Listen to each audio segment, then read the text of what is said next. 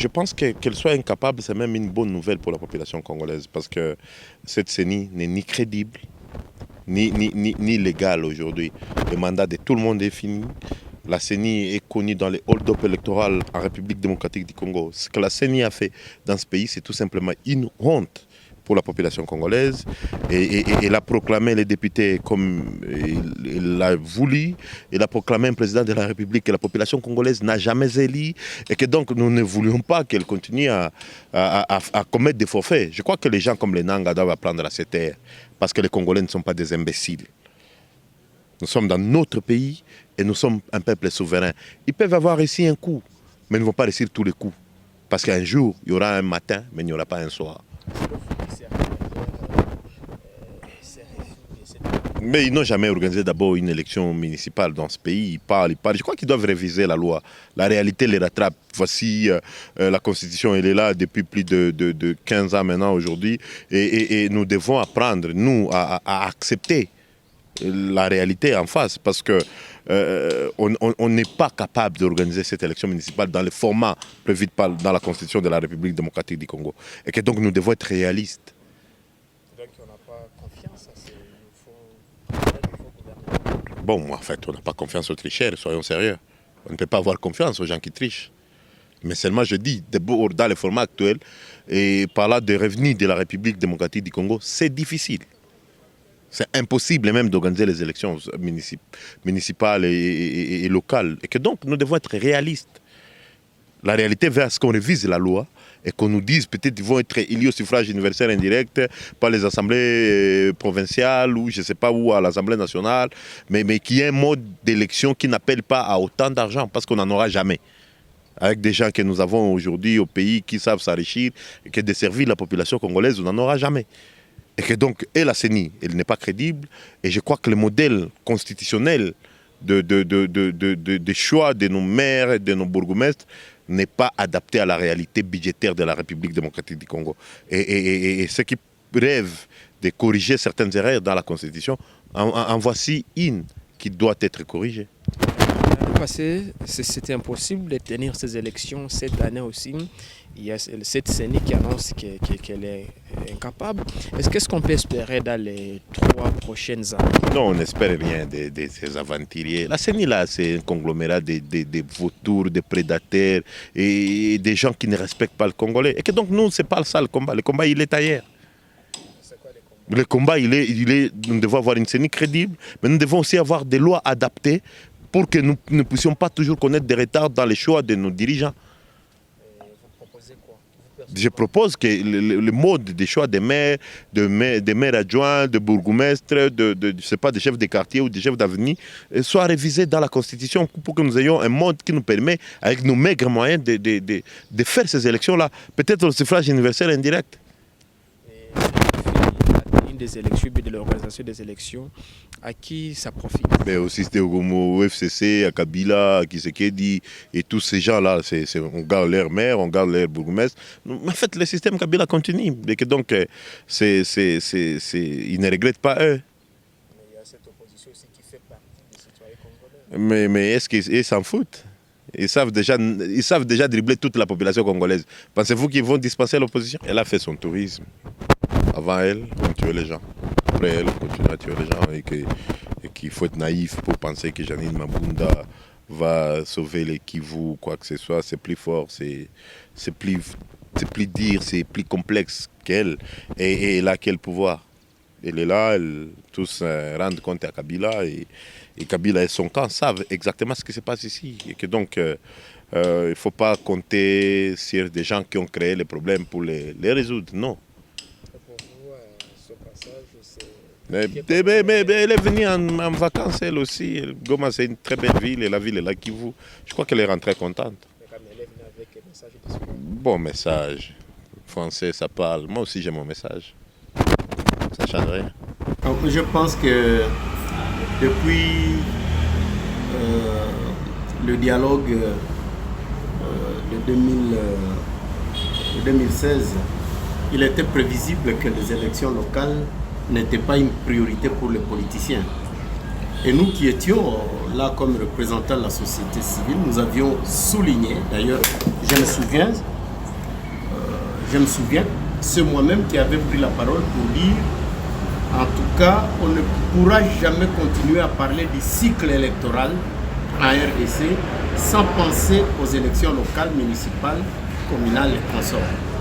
Puisque quand on parle d'un cycle électoral, ça signifie que ça doit aller de la base au sommet.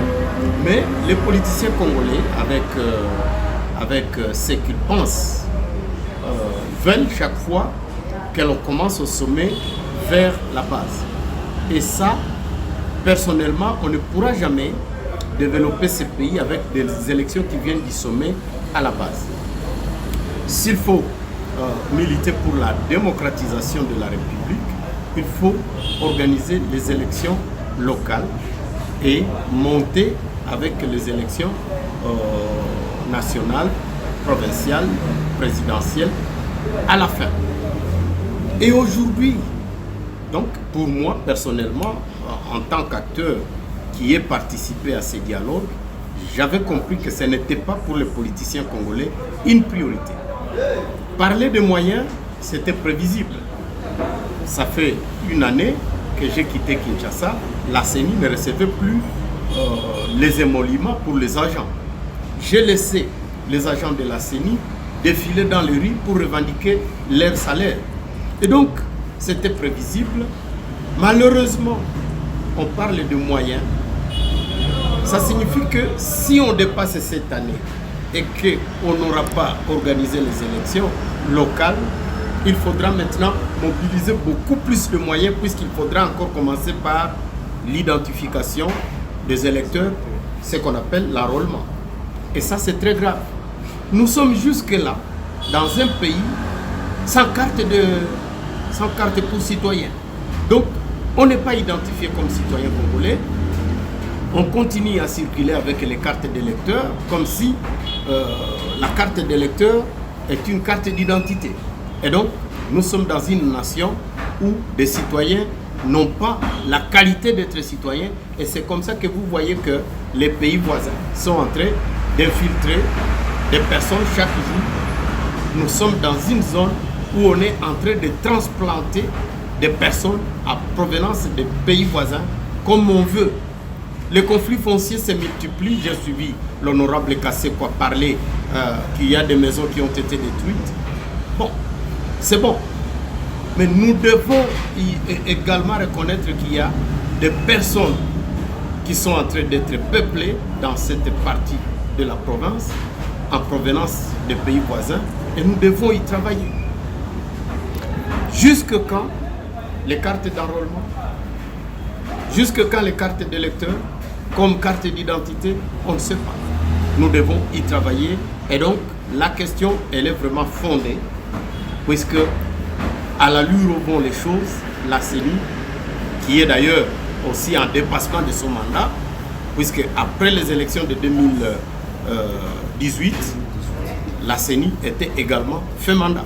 Nous sommes maintenant en 2020 sans qu'il y ait une CENI qui prépare les élections en 2023.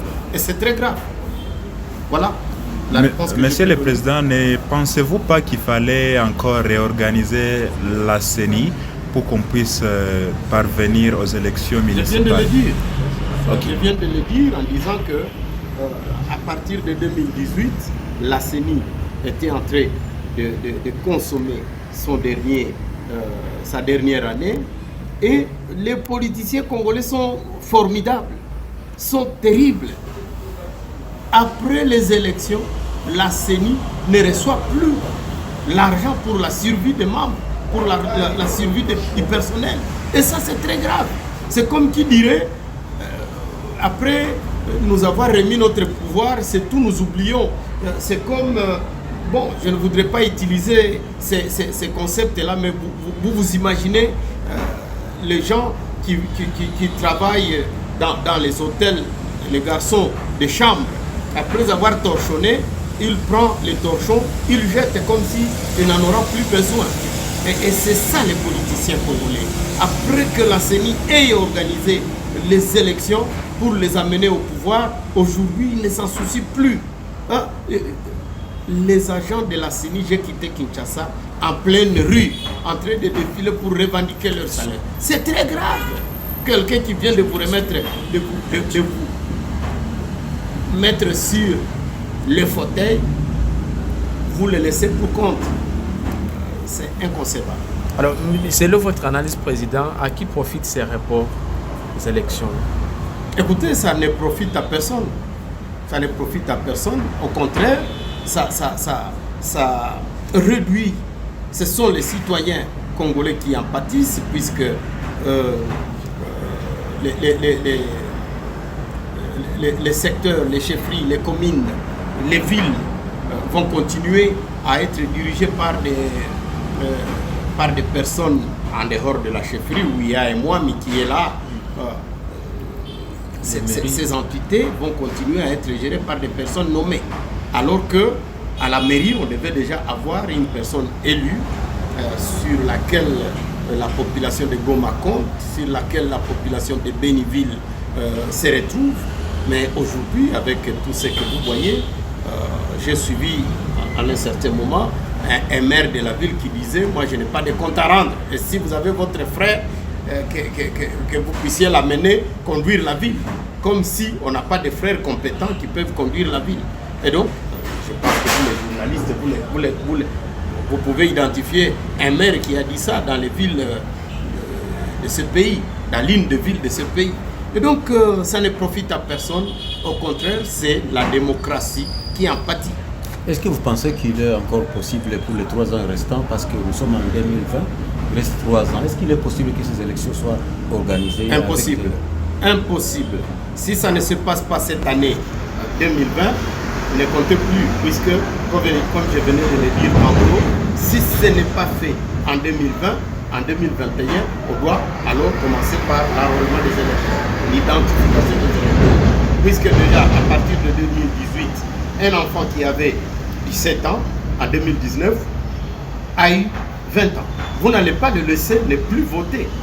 D'ailleurs, jusqu'à 2020, si on peut continuer à utiliser les fichiers de 2018, ce sera une tricherie.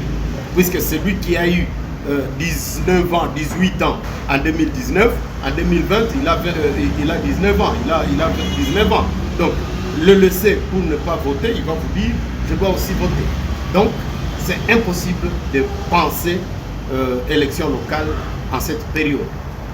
Deuxième chose, on dit que c'est faute de moyens. Faute de moyens, donc en 2021, il faudra commencer par l'enrôlement. Reprendre les machines à voter, les réactualiser et tout, ça ne sera pas possible. Donc, je pense qu'on peut tourner la page et désigner les animateurs de la CENI pour commencer aujourd'hui à préparer l'identification, donc l'enrôlement des électeurs en 2022, pour qu'en 2023, on ait les élections en décembre et respecter le cycle électoral au pays. Monsieur le Président, nous vous remercions. C'est moi qui vous remercie.